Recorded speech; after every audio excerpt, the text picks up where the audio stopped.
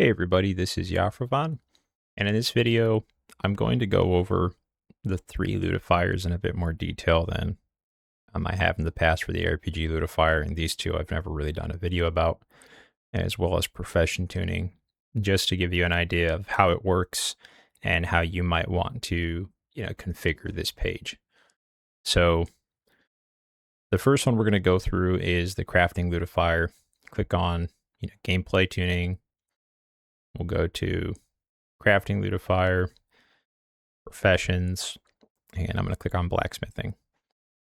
So this only applies to items that are equipable, and that does mean yes for tailoring. The shirts that generally don't have stats can also get stats. I think that's kind of fun, but you can decide to undo that, if you will.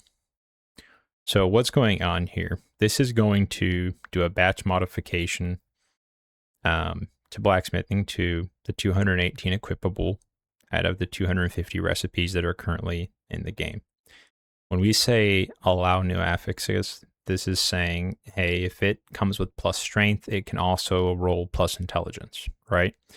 What this won't do is re-roll the existing stats, so it's only additive. So if we take, say, I don't know, a copper chain vest, I think that it has +1 stamina, then it won't ever remove the +1 stamina. It can only be additive beyond that. You have the bands down here. This is kind of an extra one that's redundant with this one. What this is we'll start with the green item. It's easiest to explain. We're saying, look, I want, 5 variants that are improved, 2 variants that are of power, 2 variants of glory, and 1 variant of the gods, a legendary. And for each level tier, you should say, a variant, then you choose what kind of boost percentage is applied to the base item, right? So the improved have a 10 to 20% in this case. I could say I'd like of the power to have 25 to 35, give it a little bit of a split. Maybe say, look, let's put glory, at 40 to 50, and let's put of the gods up at 60 to 70. You can also change the gold value. In this case, I might say I'd like it to be 200% because I think leveling solo without a strong economy is very tough. So it's a nice way to kind of help that curve go along. But again, this is just an example. This would mean that it takes the base item and you're multiplying it, by 200%, right? So if this was going to sell for 20 copper, it's now going to sell for 60 copper as the improved variant. You can also change the DPS percentage. I've not added a way to modify the armor as I'm still kind of filling out how that affects gameplay. But given the level curve, even on low items, this doesn't actually feel overpowered or broken. It just feels like a smoother leveling curve as you're getting into, especially crafting, I feel is kind of weak. So it's nice to increase the gold out of it, as well as the strength. And even then, I'm still finding myself, on a solo server where nobody's competing for nodes, I'm spending hours gathering mats, and it's still not really useful. And in my version of vanilla, I'd like to change that. I would like crafting to be a viable alternative if I'm dedicating enough time to it. I've already lootified. I'm not going to click the button, but you would hit lootify all of these. And you can check the status up here. It's still very simple. I've lootified all of these. But what happens, and we're going to go look at these items over in items. Let's take, again, our copper chain vest. We're going to go to items. I'm going to do copper chain vest. We're going to see that there have been variants created for this item. The reason this item doesn't have, all the way up to actual legendary is also dependent upon the item start, which is green. So it's not allowed in this manner to have a legendary. and it doesn't actually have 5 improved variants simply because there's not enough stat variation. So because there's not enough stats in the base item, it's too low level. There's just not enough room to have all the variants that were imagined, if that makes sense. You don't have to do anything once you've created this, unless you would like to retexture them, as the variants from the lootifiers simply take the same image if you don't touch retexture, and you'd have to restart your world, of course, but at that point they're just simply in the game as a roll chance. Then we move on to quest lootifier, and you can do one quest at a time, or you can do all quests at a time. And this is very much the same concept, if you will, as both ARPG and crafting. You'll see very much the same kind of setup. Again, during testing, I've realized here that I have 2 legendary variants. I'd kind of kick off this one. And these legendaries are, very rare, 0.3%. Now, they're not really nearly as strong as something like in-game, and ultimately you'll back out of it. You could decide to undo a given quest, but especially for quests, I wanted them to be quest flavored. So if you I don't know, if you did the king's in defense of the king's lands in Loch Modan, let me try to remember what that item's called. King's Defender, maybe? I feel like it's Defender, but I couldn't tell you. The Dwarven Defender. Okay, so Dwarven Defender. So again, not all quests are going to come out, super nice, but in defense of the King's Lands, Dwarven Defender, or if we did Westfall. Westfall here, Chauces, so we would see Defias Brotherhood's Chauces of Westfall, right? Since that's from the Defias Brotherhood, quest line.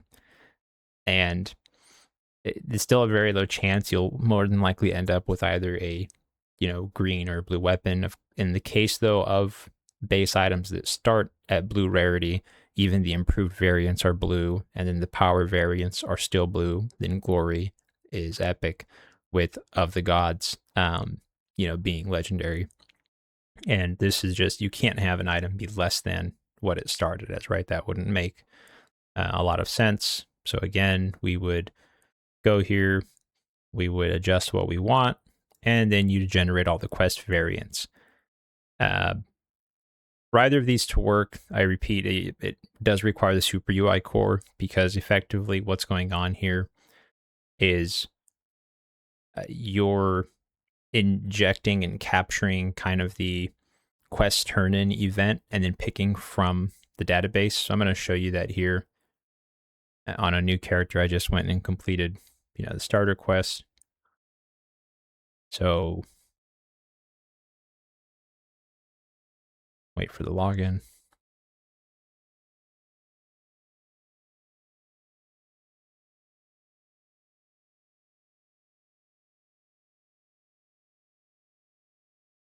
Wow, it's a very long login.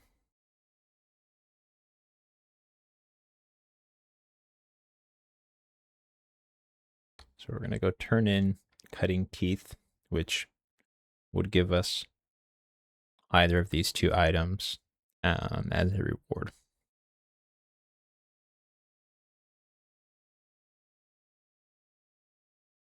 So I'm going to choose the gloves, and you're going to see that instead of receiving what would have been the original item, and I left that there for now so that you can see what it would have been, we got the battle-worn leather gloves of power. And then the variants are random, so this isn't necessarily anything fancy in this case. I would have preferred strength, would have preferred anything, but it's just fun, right? It adds flavor. It's the same item, but over time you get a little bit extra, maybe survivability, a little bit of extra strength.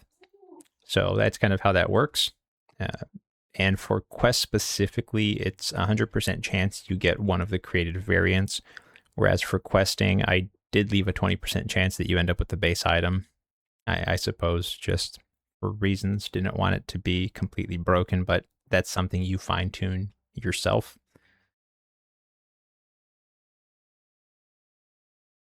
Let's go over here to the ARPG lootifier. Again, I'm a big fan of batch mode because I don't want to sit there and sift through a whole bunch of different things. But if I chose all 3 item levels, bosses, let's say I only wanted to do, Shadow Fang Keep. And again, you would set this up over here. Here you would flag the boss legendary, which means each, item per boss gets a legendary variant at a, say, 0.2% chance, or you could drop that or increase that. The concept isn't that these, legendaries are supposed to be super strong. They're just supposed to be something you could carry on for anywhere from 6 to 8 levels, maybe, potentially less, depending on when you got it. And it's still so rare that you probably would only see maybe, 2 or 3 random ones that might not even be good for you on the way to 60. It's just a way to add that flavor. You'll see a lot more of the power and a couple of glories. Here, once we've set up what we like, we'd say scan loot tables. It would show us all the different items that will be affected by this. In this case, I've not actually done Shadow Fang Keep, so I'll go ahead and commit that to the database so we can kind of see that. And again, if some of the items didn't have enough, let's just say bandwidth for all 10 variants to fit inside the percentage bands, then it would create 8 variants or 7 variants instead of the full 10. And lastly, we're going to go to profession tuning. This is me playing alone saying, hey, it feels really silly that I've been, mining copper for 4 or 5 hours with no competition, off and on through questing, and sometimes just running around Elwyn and Westfall. And crap, I'm still only 110 blacksmithing. So in this case, I've added this little tool here where, say, I'd like to do 50%, and you can unflag things you don't want. So you say, look, I really don't want to break, how an Arcanite bar is made. Maybe I don't know, go to mining, there we go, mining, and say, look, I really don't think that we should be breaking Elementium, so just unflag that and don't apply it. And this always applies to the base. And so this is something that you can go back and fix and kind of tune if you felt that you didn't really like how it turned out. That's all I got for you today. Yeah, hopefully some of that made sense, and thank you for tuning in.